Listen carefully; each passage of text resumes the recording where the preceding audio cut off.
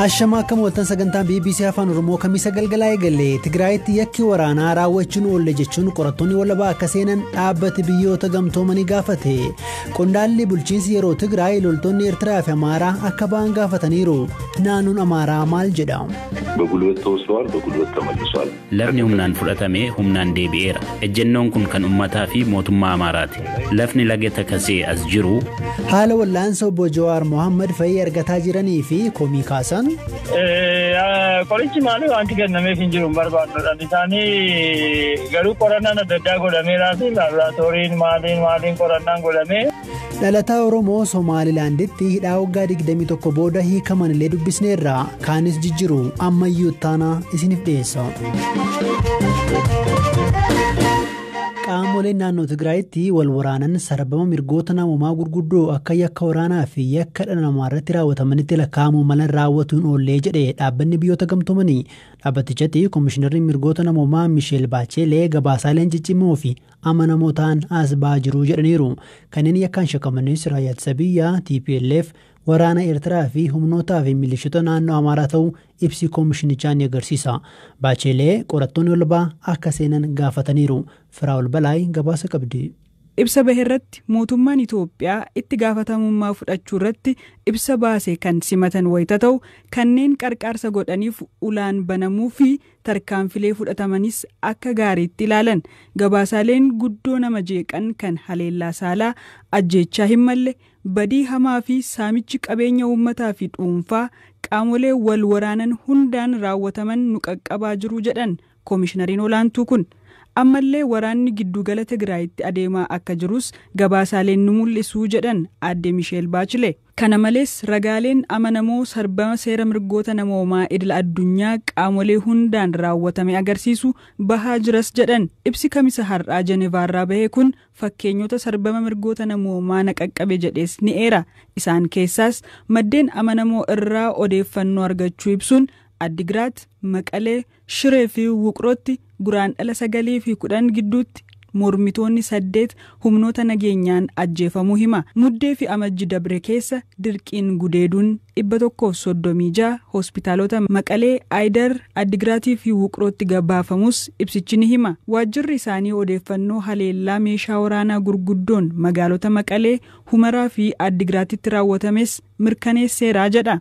Kana malees gabaasni ajjeechaa jumlaa fi sarbama mirgaa magaalota Aksumii fi Daangalaa keessatti loltoota Eertiraan raawwate isaan biras gahuu hima. Ibsi guyyaa kamisaa bahee kun xiinxalli odeeffannoowwan waajjiricha gahan kan marroo duraa akka agarsiisanitti wantoonni raawwataman jedhaman sarbama hamaa seera idil addunyaa kan yakka waraanaa fi yakka dhala namaa irratti raawwateen qixxaachuu danda'a jedha.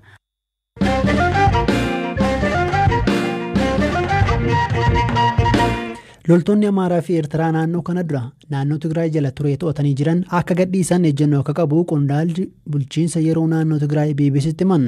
Itti gaafatamaan waajjira bulchiinsa yeroo Tigraay obbo Gabra Masqal Kaasaa humnoonni kunneen lafa weeraraniiru jedhaniiru. Lola baatii sadaasa keessa eegalee hordofee ture humnoonni kun gara naannoo Tigraay kan seenan ta'us mootummaan federaalaa fi mootummaan Eertiraa waraanni Eertiraa naannoo Tigraay seenuu ifatti hin dubbanne. Qondaaltonni bulchiinsa yeroo Tigraay immoo dhimma kanarratti yaada wal darbuu yeroo dubbatan dhagahama. Obbo Gabra Masqal lafii weerarame jedhan yoo gadhiifame malee bulchuu rakkannaa jechuun ibsu.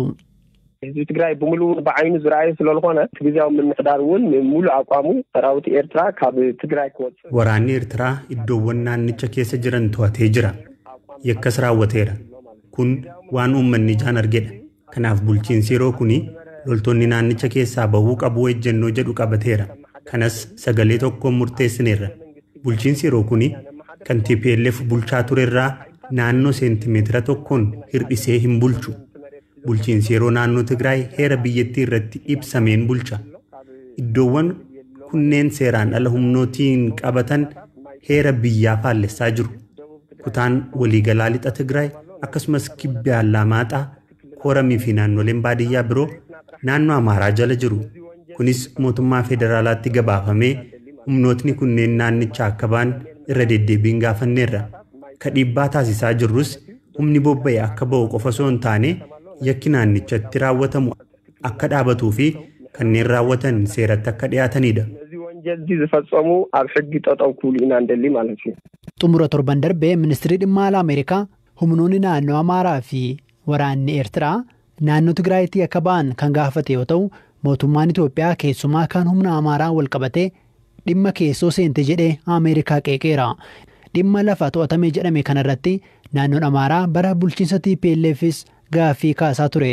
Hoogganaan kominikeeshinii naannoo Amaaraa obbo Gizaachoo Muluuna lafa humnaan fudhatametu humnaan deebi'ee jechuun himu.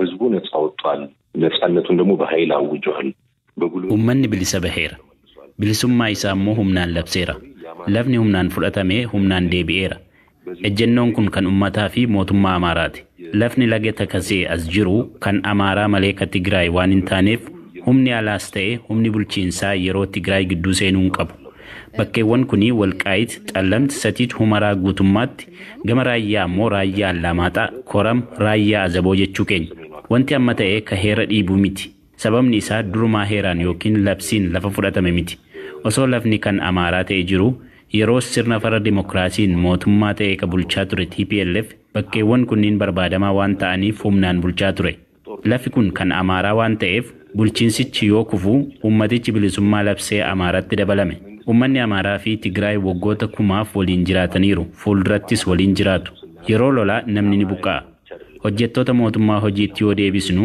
Amaaraa qofa filannee galchaa jirra miti namni buqqa'e yoo jiraate qe'eetti akka deebi'u gochaa jirra sirni mootummaa Amaaraa sirna kabachiisaa jira malee Tigree filatee kabaasu akka saamaman kan godhu hin jiru ትግሬዎችን እየለየን ያስወጣበት ትግሬዎችን እየለየን እንዲዘረፉ የሚያደርግበት ስርዓት የለም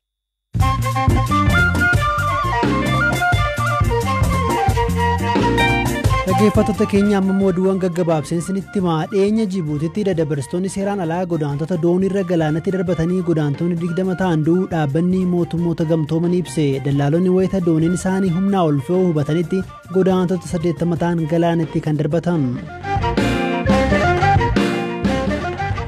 Waggaa tokkotti nyaanni toonii miiliyoona 900 ta'u osoo nyaatamin ni badaa jedhe gabaasni idil addunyaa sagantaan eegumsa naannoo UN nyaata baduu keessaa harki 60 manumatti kan gatamudha jedheera.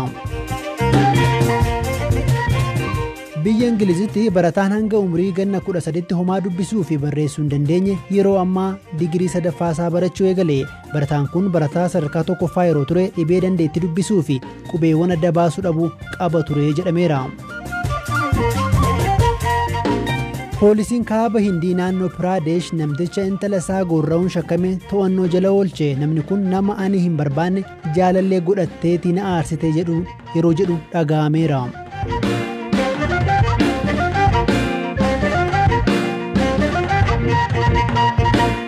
Gabaasa biraatan caa maqaan isaanii obbo Zaakir Muusaa Gamteessaa jedhamu dhalatanii kan guddatan godina Jimmaatti umuriin isaanii yeroo ammaa 42 yoo ta'u waggaa 21 darbeef mana hidhaa Somaalilaand keessa turuu himu akkaataa hidhamanii fi waan keessa darban Aslii Galgaloo dubbisteetti. Dhaloonni koo qabalee jiraatochaa waradaa Sattammaa zoonii Jimmaatti hangaafa biyyaa ba'u amata 21 as keessaa amata 21 jira. Hayyee maaf biyya baatat gaaf dursitee baate? Wantan biyyaa ba'eef akka namni biyyaa ba'ee dalagatee deebi'ee mana dhaabbatee qabeenya argatu argeetan ani biyyaa ba'ee dalagachuu fedhe utuun hin dalagatiin as keessa gizeen ga'u Sumaalilaan maallanii jalaa dhumtee afaan Sumaaleen leewuma tokko hin beeku asiifachuu bakka leemu dhabeena Sumaalitti hafee baatii ja'a gizeen as keessa dalagadhee ce'uudhaaf fedhu na qabanii as manidhaa keessatti tola gaggeessan. Maaf si qaban? Nuti nama shammoo maalii gurbaa tokko as keessatti jedhanii itajjees jedhanii na qabanii asitti na hidhan. Duu anis gurbaan sun bakka shan waraanee kan biraa waraanee hin beeku ani. Of hin beeku gizee sana ani afisatu mana keessatti hafee laakiin gurbaan sun achimaan du'ee jedhee aduu firdibeetii gizee nu geessanuu firdibeetiin du'a natti faraddee gizee tokkoffaa gizee lammaffaa du'a natti faraddee gizee sadaffaa lubbuu kee barbaadde jedhanii gumaa natti faradan. Hayyee. Gumaa natti faradanuu amata 12 booda gumaa natti faradanii nama gumaa narraa kaffalu dhabee hanga ammaa keessa jira.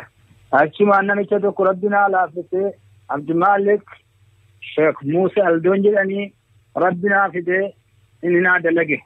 Firdibeetii dhaqee akka obboleessa kiyyaatti, akka abbaa kiyyaatti, akka haadha kiyyaatti, akka obboleettii kiyyaatti naa dalagee achi keessa ganna baase. Jarii Oromoo Somaliland keessa baay'atanii jiranii? Oromoon amma siifanimaa kan hidhamee jiru nama 8 jira Oromoon. Jiruun mal hidhaa maal fakkaatti Somaliland keessatti? Jiruu mana hidhaa namni beeku hin beeka, namni hin beekin hin beeku. Warri kiyya na biran jiranoo namni naa dubbatu hin jiru, namni ganna cuuf hin jiru. Oromoon kan as keessa jira waa hin godhanu akkasitti hidhamee jira gaa. Annan baay'ee dubbachuu hin turre, eeggachuus hin turre, abdiis hin qabu. Kunoo rabbi as keessaa na gabbaasee, as keessaa gabbayee, mana hidhaa keessaa gabbayee, Sumaaleelaan keessa hin jira. Bakka jiran Oromoon akka na gargaaranu. Amma yaadi keemaan karoorri keemaan yoo argee isaa baatee biyyaa deebi'uuf barbaadde moo achum turtee dalaguu barbaadde? Dalagachuu hin danda'u. Nama amata 20 keessa taa'ee hin beekta. Gizeen maallaqaa argadhee jedhee gara obboleessa kiyyaa Itoophiyaa dhaquun fedha. Hayyee galatoom Zakkeer. Haati kana galatoom.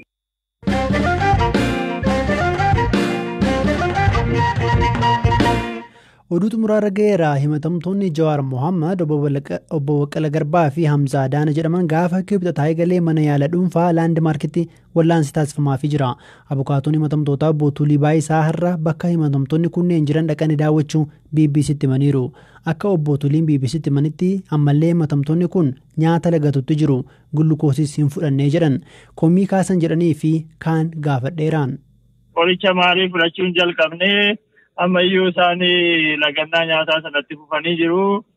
Keessumaatti har'ammoo inumaayyuu poolisii yookaan sekiiritii naannoo sana jiru yookaan warra nagaa eegdota maalii wajjinii xiqqoo walii galuu hin dandeenye maal jedhan isaanii qoricha hakiimonni keenya nuuf bitanii fidan yookaan qabatanii ol seenan sekiiritiin qoricha akkasii fuutanii seentanii qoricha akkanaa malee qoricha sana fuutanii seentan jedhanii hakiimota keenya rakkisanii. Kana maleellee immoo kutaa ICU yookaan bakka namni faaraan miidhame itti yaala yookaan kunuunsa addaa argatu keessa loltuun qawwee qabatee keessa seenaa. Qawwee qabatee achi keessa taa'aa achiin wajjin bula. Piraayivesii keenya garmalee nu dhiibee jira. Kanaaf kuni nutti hin tolle.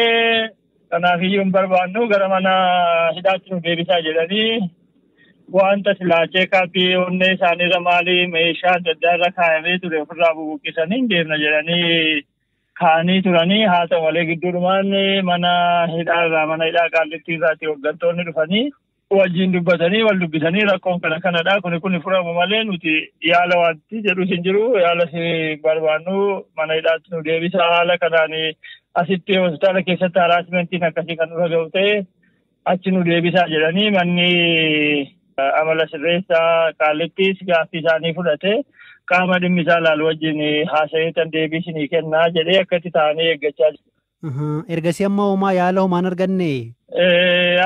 Qorichi maali wanti kennameef hin jiru hin barbaannudha. Isaanii garuu qorannaan adda addaa godhameeraa fi laaboraatooriin maaliin qorannaan godhamee haalli irra jirtan gaarii miti kan jedhu hakiimonni gorsa kennaniiruu fi nyaata riikidiingii jalqabuu qabdu, qorichallee fudhachuu qabdu, sadarkaan irra jirtanii gaarii miti jedhanii gorsa adda addaa kennaniiruu fi jarri immoo lakki nuti haala keessumaayyuu isa mana hidhaarra asitti nutti hammaatee kana taanaan ittiin fufnu qoricha ittiin fudhannu nyaata nyaannu jedhanii ammallee lagannuma isaatti dhufanii jiran. Abukaatoo himatamtoota obbo Tulii Baayisaa dhageenye dhimma kanarratti hospitaala laandmaark irraa yaada isaanii argachuuf yaaliin taasifne milkoofne. Sagantaan BBC Afaan Oromoo Kamiisa galgalaa xumurame ammayyuu taanaan tole kan isinii qopheessite immoo Firaa Ol Balaayii boroo walitti deebinaa halkan gaarii.